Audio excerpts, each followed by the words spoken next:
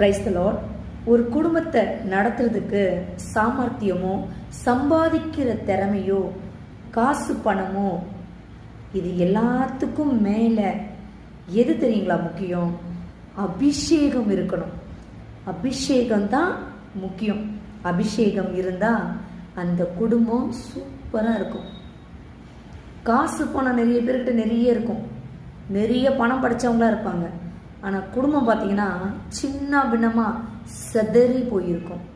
நீங்களே பார்த்துருப்பீங்க, அக்கம் பக்கத்தில் ஏன் உங்கள் சொந்தக்காரங்க உறவினர் அந்த குடும்பங்கள்லாம் பார்த்துருப்பீங்க. அந்த இடத்துல பார்த்தீங்கன்னா ஜபம் இருந்திருக்காது, அபிஷேகம் இருக்காது. அவங்களுக்கு இயேசுவை தெரியும், சும்மா எல்லாரும் மாதிரியும் போவாங்க, சர்ச்சுக்கு வருவாங்க. அவருடைய வார்த்தை உள்ளே போயிருக்காது, சும்மா மேலோட்டமாக இருந்திருக்கும். மேலோட்டமாக இருந்தால் மேலோட்டமாக தான் போகும்.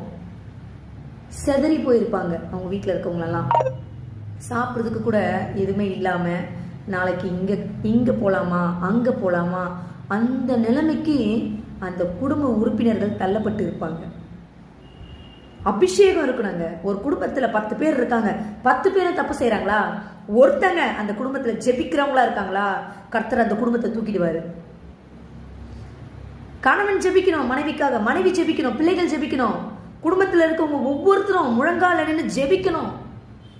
அப்படி ஜெபிக்கிறவங்கள கர்த்தர் அவங்கள வேற லெவலுக்கு கொண்டு போயிடுவார். அவங்கள முற்றிலும் மாற்றிடுவார். ஜெபிக்கணுங்க, ஜெபிக்கிற அபிஷேகம் வேணும். அந்த அபிஷேகத்தை அவர்கிட்ட இருந்து நீங்களும் பெற்றுக்கொள்ளணும். நீங்களும் அபிஷேகத்தோடு குடும்பத்தை நடத்தணும்.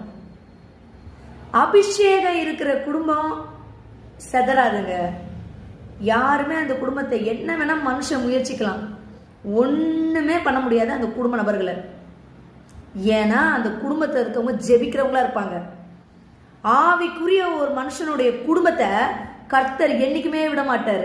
வெளியில இருந்து பார்க்குறவங்களுக்கு தெரியாது, என்ன உங்க குடும்பம் போயிட்டே இருக்க, நல்லா இருக்காங்க நல்லா இருக்காங்க நல்லா இருக்காங்களே, நல்லா தான் இருப்பாங்க. உங்க கண்ணு முன்னாடி நல்லா இருப்பாங்க, சூப்பரா இருப்பாங்க, ஜெபிக்கிற அபிஷேகம் பெற்றவர்களா இருப்பாங்க. அவங்கள டச் கூட நீங்க பண்ண முடியாது. நீங்களும் அப்பேற்பட்ட வாழ்க்கை வாழணும்னா ஜெபிக்க ஆரம்பிங்க. முழங்கால நின்று ஜெபிங்க. உங்க குடும்பத்தில் இருக்கவங்க எல்லாரையுமே ஜெபிக்க ஆயத்தப்படுத்துங்க. கர்த்தர் உங்கள் குடும்பத்தை மாற்றி விடுவார். Praise the Lord.